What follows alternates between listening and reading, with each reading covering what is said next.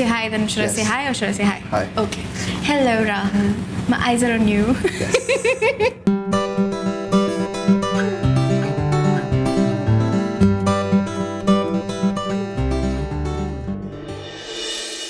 Hi, and today I'm in conversation with the co-founder of Whispery.in, a crowdfunding platform for independent cinema. Hi, Anshulika. Hi, Rahul. I'm good. Sorry you had to wait so long. No problem. We've been shooting a lot, so.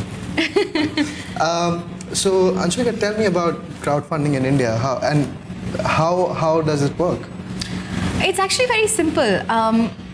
We just got everybody online to ask for funds from people for their crazy ideas, because in India there's so much innovation happening, whether it is the startup scene or whether it's the independent cinema scene. People are coming up with interesting content which the studios are not yet ready to take a bet on. So we thought, how do we ensure that good films still get made?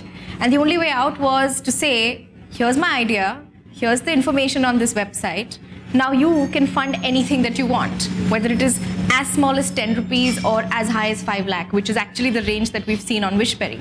So the way it works is that the filmmaker puts up a project on Whispery and takes that unique link that we give him, and he goes all across Facebook, Twitter, saying that I'm crowdfunding for my idea. In return, there is nothing that the public gets back monetarily. Right. But what they get is the first access to the film.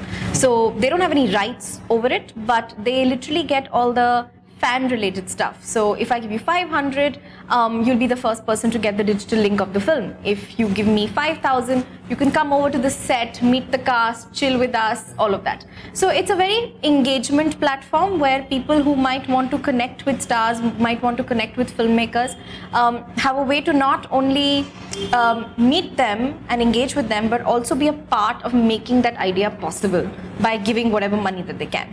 Right. So that's what, in a nutshell, that we do. Amazing. So what are the films that you've sort of helped crowdfund so far? There are a bunch of short films. There's something called One Last Question. There is something called He Who Chased the Train. These are all the small short films that we did in the last year. In this year, we had two very big films that raised about 20-40 lakhs for their post-production. One was an Assamese film called Kothanudi, and a lot of money came from the Assamese community. It's also a very interesting tale. It's a dark tale of Assamese folklore about motherhood. And this filmmaker, Bhaskar Hazarika, has made this. It has won so many international accolades now. The other film that we did is going to be India's first film in Sanskrit. It's going to be called Punya Koti. It's again a regional film which got 200 people to give some 40 lakh rupees. Oh. Yeah, so that's the one. And one particular film that I am really proud of is the one that got a national award in 2015 for being the best documentary. It's called Gunga Pehelwan, and it was based on this deaf wrestler in Haryana, an actual deaf wrestler in Haryana, who's won India many gold medals, but nobody knew about him. So these three MBA kids decide to make a documentary on him so that they can make him popular in India. Yeah. Now that guy is getting a lot of advertisements apparently. So it's interesting to know that, you know, because of Wishberry, such content could get out which otherwise would never find any typical studio to back them. Yeah. So what we're doing is we're saying, let people back you. Yeah, that's the idea. So in terms of crowdfunding, using a platform like Whispery, how is it different from going out and asking one and all for money for their film? Correct, absolutely. I think that's a very fair question. The other option that people literally have is actually Facebook, right? That you go, you have your own profile and you say, this is the film that I'm making. But Facebook, one, does not give a space for you to elaborately discuss your project. You know, whether it is to do with the story of the film, whether it is to have a pitch video all in one section, or to talk about how much money and where will the money go, or to talk about who's the film's team, cast and crew. So on Wishberry, there's one entire page which is a profile of the project that you get, which highlights all these things at one place. So I don't have to, scroll through your posts as opposed to Facebook to get updated on what the film is about. So that's one very big advantage, that it makes this entire process look extremely professional. Second is, which is another very big advantage, is multiple payment gateways. So today as an individual, you can go on Facebook and maybe say, give me, you can deposit the money here in my bank account, right? And there's no other way that a person can do it. That's just one net banking, whereas I would rather have a button where I could just click, go, put my credit card, debit card details and finish it off, right? So multiple payment gateways, one place to talk about the project is extremely important. The third big thing is that if you're on Whispery, you're vetted. Yeah. Right? So if you're going to the public and saying that I'm raising funds, people know that this is a legit website, they've done their first level of checks, this guy is not some fraud, and hence it's on Whispery. But if you go and ask on your own, you'll be only limited to your friends and family perhaps, who will trust you to give you money. But what about when you want to raise 40, 50, 60 lakhs, right? When you want 200, 300 people to give you money, that's not the amount of people in your friends and family who will come and chip in. So that's when you want to be in a professional platform.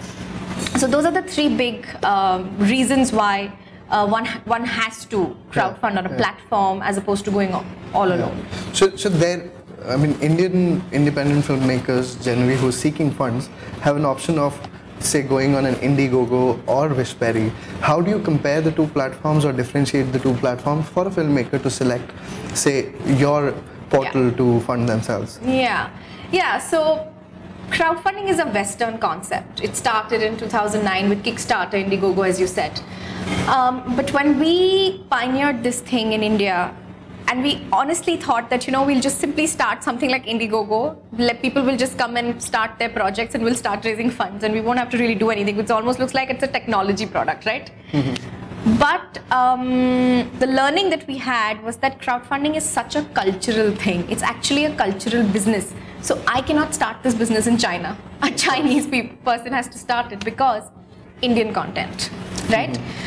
That's one. Second, the biggest problem is Indians don't know how to sell themselves. Right. They don't know how to market. They don't know what to say, how to communicate. How do you pitch a project, whether it's in the startup scene or whether it's the filmmaker scene, right? Nobody knows how to market their films also. So when it comes to, when they go to Indiegogo or any Western platform, they're primarily DIY. You go, put up a video, you put up the rewards that you want to give to people, you put up your story. No one's going to check you, no one's going to give you feedback, you go all out. Of course. Right? You don't know the concept of fan building before you go live with a campaign. You have to first engage a community to get them to fund you eventually. So we realized that we'll have to set up literally a team, which we have now, of consultants who take a filmmaker through a 30-day marketing prep period, where we tell him what kind of pitch video should be there, what should not be there, rewards are right or wrong. Is the reward economics fine? Are you giving too much for too little? All that budgeting. And the fact that we get them to use Facebook in a manner that they've never used before to make their fan community first. Because no filmmaker today comes with a fan community. They come with an idea, right? And so that's how an Indian platform like us is different, because we are not a DIY platform, because DIY will not work in India. We want hand holding. We're a very learning country. I just know this part of my job. Everything else I have to learn. So that really worked, and because of that, we have a 70% success rate, which is amazing. Which is not in any other platform in India, and Indiegogo is worse. I mean, they are less than 10%. Okay. So that's because they primarily they don't curate and all of that. So that's why. So at what point in time generally do a film comes on a platform like yours? Right. We see various stages in which they come, but we take them on only when certain things are in place, which is largely to do with the script, the cast and crew, and a schedule. Okay. So even if they have everything in place and they just need money to go on the floors, it's fine. Or if they've done half the shooting and now they want money for post-production and marketing, that's also fine. Okay. But these three things are like mandatory, without which we can't work with anybody, because then you can't sell if you don't come across as a well-planned person, right? Yeah. Do you see crowdfunding happening on a project from start to end? in the near future? It's hard to say, but maybe, I mean, short films, it happens like that because their budgets are small, right? But for a film that's maybe going to be 10, 20 crores, I don't see that happening in the near future. But I know for a fact that half the money can definitely be raised through crowdfunding. And in fact, if that can happen, if you can raise 5 crores for your film from say 500 people, it'll be so easy for you to sell it to a studio because the studio is only interested in whether this will attract people.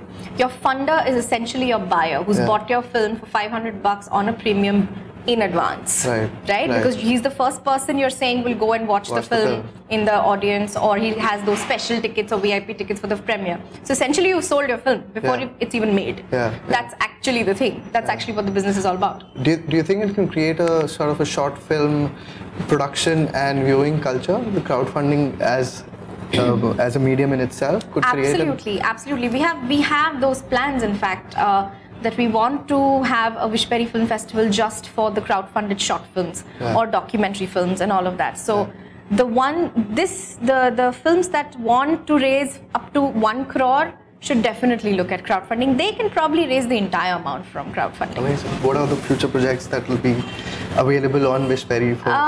So there is Haram Khor. One is that. The second is Ramayan. That's actually something I'm very, very, very kicked about. It's being made by 2 people from LA, and there's an American involved, there's a Romanian involved, and there's an Indian. This is the 3 people, and they are making the film from the perspective of Lakshman, and they're kind of sort of talking about different things, and it's a retelling of Ramayana, but in a different way. So I'm very, very kicked about that, and they're trying to make this film with the quality of Lord of the Rings. So so that's interesting. Then we have Rough Book coming up.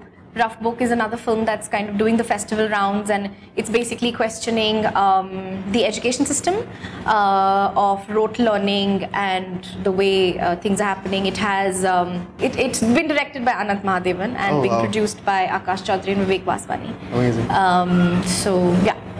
So far, how much money has been raised on Whispery by films? So in total, we've done about 250 projects across films, music, theatre.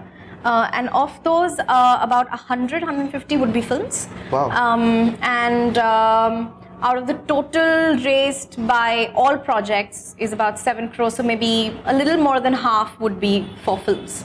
So that's the amount that we've raised. Do you see this as a validation of crowdfunding for films? Absolutely. I think now the question of whether this will work in India is not anymore a question, because I think now people are shocked that it's working. Earlier they would doubt it would work or not. Even we are, because when we were entering the space, my parents was like, I don't know, what is she going to do? Who's going to give money for a film? But it is absolutely working, and I think it's only because our first hypothesis was that there is people in India love culture. We're a very emotional country. They will give money. The only problem was that there was no platform. That's all. So Vikramaditya Motwane and the director of Udaan and Lotera, and Shankar Mahadevan is the most prolific music director and singer in India, are investors in Whispery. How do you see them contributing in terms of when you're looking at raising money for other filmmakers? What are their inputs? Do you creatively discuss opportunities, or it's just a relationship as an investor and a company? I think one big decision that we had taken while starting Whispery was that we are not going to judge projects based on taking a creative call, because then I'm acting like any other studio. Right?